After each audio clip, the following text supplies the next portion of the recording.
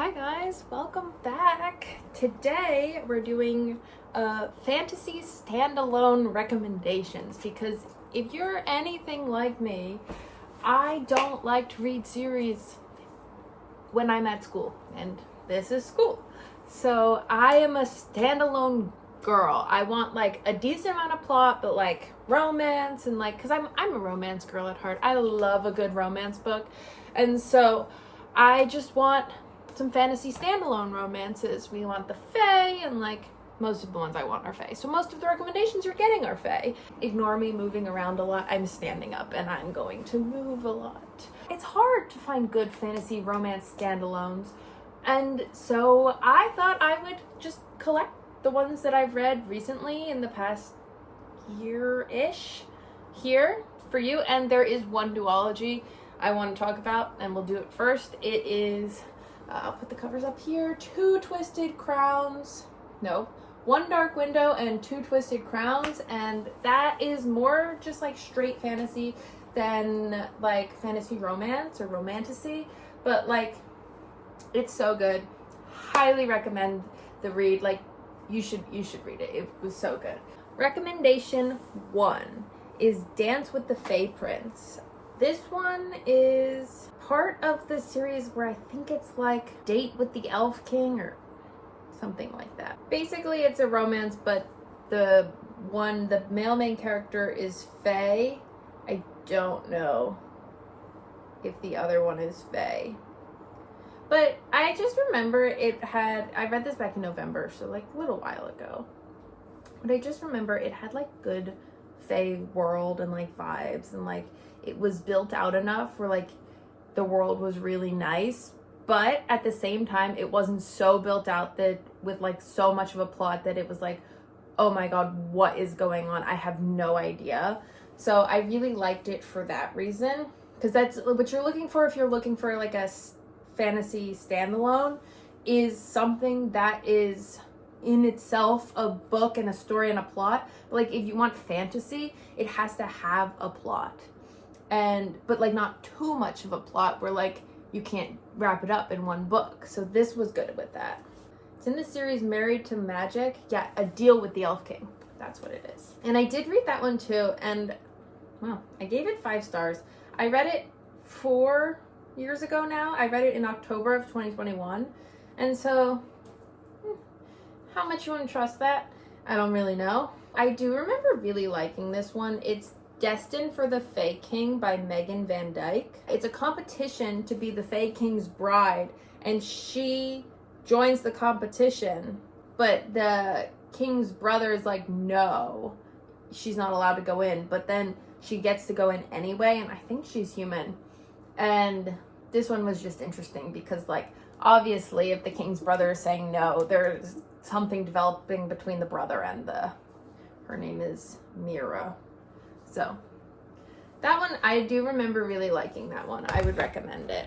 I read a lot of fantasy standalones just this month, and my number 1 recommendation if you're looking for a romantasy standalone is Amid Clouds and Bones. I loved Amid Clouds and Bones. It was so good, and not even in like the romance was just like, the plot was there. I really liked this book, without saying any spoilers, because it's like human and then fae, but they're the same age. He's not way older than her, and he's like morally gray and is doing shady shit to keep her safe. And I really, really appreciated how the Unseelie was portrayed in this book, just because they were not just in a lot of fae books, even ones that aren't standalones in series, the Unseelie are just like, oh, they're evil and the Seelie are good. Where in this one, it was more like both sides are very morally ambiguous. They're very gray. And so it made it really interesting to like really see both sides of that story and like kind of work within the realm of both of them, and not just like one is bad and one is good. And so I would actually highly, highly recommend this book. It was really good. Also by Ella Fields is The Savage and the Swan. I really liked Ella Fields after reading that book. Well, Like, after reading that book, I was like, yes, this was good. Let me read more by Ella Fields. So this one and the one after this are both by Ella Fields. But The Savage and the Swan was sort of like a swan princess retelling, where like he's a wolf shifter and she's a swan shifter. He's fae, sort of, and she's also fae, but they like live on opposite sides of this divide and their kingdoms are at war. Up next, we have Kingdom of Villains by Ella Fields. This one was really interesting because it was Unseelie versus Seelie again, but Ella Fields, what I'm learning, does a really good job of making both sides ambiguous and like gray. So like neither side is in the right, neither side's really in the wrong. Like, yeah, the side that she's writing for is typically more in the right, but like she shows the other side too, which I really appreciate. So we have this like princess, and in the dungeon she meets this Unseelie prince, and he is like a secret shifter that we don't know about, and he's literally about to get, you know, and so because from her uncle, and so it turns out that like they end up having a romance, and like they go off and live in his kingdom, and like her uncle's just like bad person. So anyway, let's see. There's a couple more, I think. Oh yeah, I did like this one. This is Until the Stars Fall by Vanessa Rasanen. I don't know which one. Oh, you can see the computer here. Anyway, this one is about basically like in this fae kingdom, humans are like looked down upon, and they're kind of like slaves, but they're not slaves. It's just like more indentured servitude, sort of. But anyway, the human is about to die and has been friends with one of the princes like a lot of her life growing up. And they like were distant after his mom died, but like whatever, they're still friends. But she's about to be executed, and the other prince, his older brother, like her friend's older brother, steps in to save her. And so like things go from there. Again, what's so important with these fantasy romance books is that the plot is there but not too much, and this did that perfectly. Like I do think it was a little too much of plot in this one, just because at the end I was just a little confused what happened, because the overarching like background plot was that there were rebels attacking the kingdom, and so like I don't really know what happened to the rebels, but like if you read it or have read it, let me know if you know what happened to the rebels, because I just don't really. My final recommendation, this one I probably would give like 3.5 to 4 stars, but like still recommend it, is Viciously Yours. And this one is set in like a world where there's 4 fae kingdoms that all surround one human kingdom that's like part of all of them.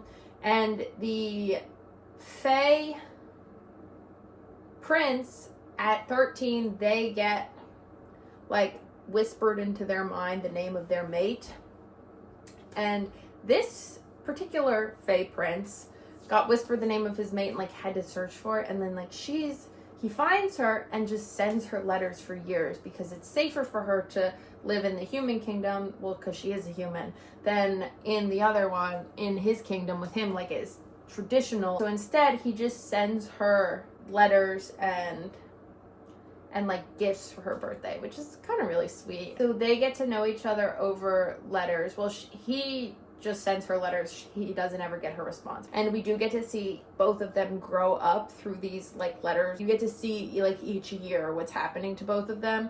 And then like the adult story starts when they're adults and they like actually meet. That is all the recommendations I have for you. Out of all of those, we know the duology I mentioned at the beginning, we're not talking about that because this is a standalones. But out of all of those, the one I would recommend the most is Amid Clouds and Bones.